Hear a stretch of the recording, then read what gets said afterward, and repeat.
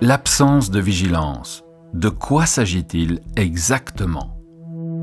En fait, tu es là, tu tiens ton volant, tu roules, tu conduis, puis c'est le mur total, le noir. Et puis, hop, ah tiens, voilà, c'est revenu. Ça dure quelques microsecondes. C'est pas long, mais t'es pas là. Tu es déconnecté de tout, tu ne vois rien.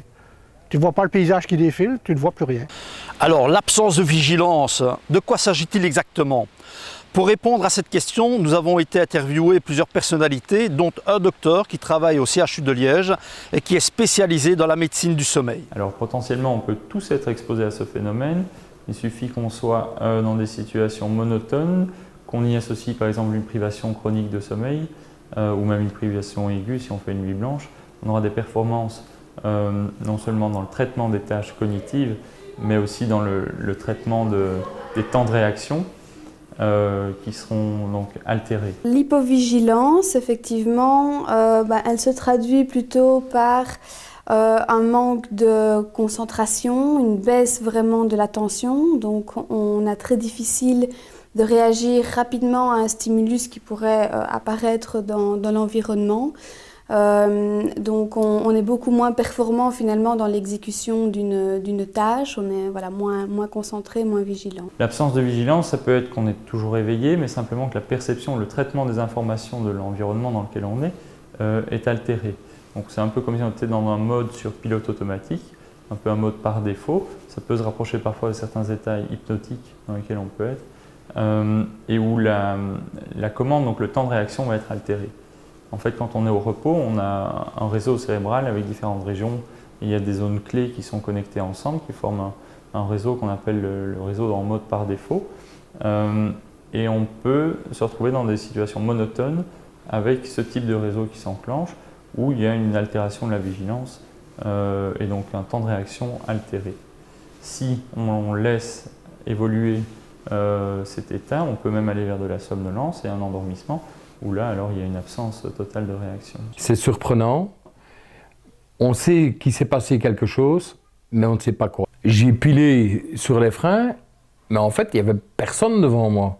Et je sortais de ce trou noir. Tous les usagers de la route ont ce problème. La somnolence, finalement, concerne tout le monde. Tous les individus peuvent vraiment ressentir ce phénomène de somnolence, puisqu'elle a un caractère qui est physiologique, normal, au cours de la journée, et puis peut être favorisé par d'autres facteurs plus importants. Il peut y avoir un trouble de la vigilance sans qu'on soit spécialement endormi, mais on sait qu'il y a un genre de continuum quand on est dans une phase d'endormissement, où il y a une altération de la vigilance et puis un ralentissement du rythme au niveau de l'électroencéphalogramme, donc du rythme de l'activité cérébrale, et qui va progressivement vers l'endormissement, donc c'est-à-dire vers un stade 1 qui est le sommeil léger, puis après qui peut se compléter vers un stade 2 qui est un sommeil déjà un peu plus consolidé, ou après le sommeil lent profond, c'est un stade 3.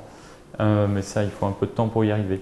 Mais les transitions entre éveil et sommeil sont des moments toujours un peu clés. Et ce n'est pas brutal, ce n'est pas on-off, comme on peut le penser parfois.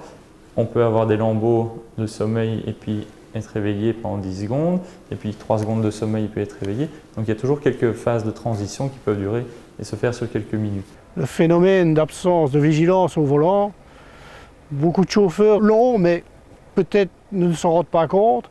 Et certains s'en rendent compte, mais ont peur d'en parler, peur de perdre leur place, de se faire critiquer, ouais, t'es un mauvais chauffeur, t'es un au volant. Il y a un espèce de tabou dans la société actuelle parce qu'il y a une crainte de perdre son emploi.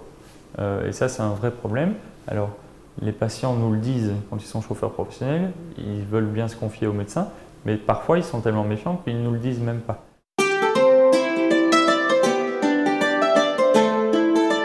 Le CECOP ITSRE remercie les différents intervenants pour l'éclairage qu'ils apportent sur ce sujet. Nous espérons sincèrement que vous pourrez tirer les meilleurs enseignements de ce reportage et ainsi éviter des erreurs que tout le monde peut faire. Nous vous souhaitons une bonne route et de beaux voyages. Mais surtout, restez prudents, car des gens vous aiment et vous attendent chez vous, à la maison.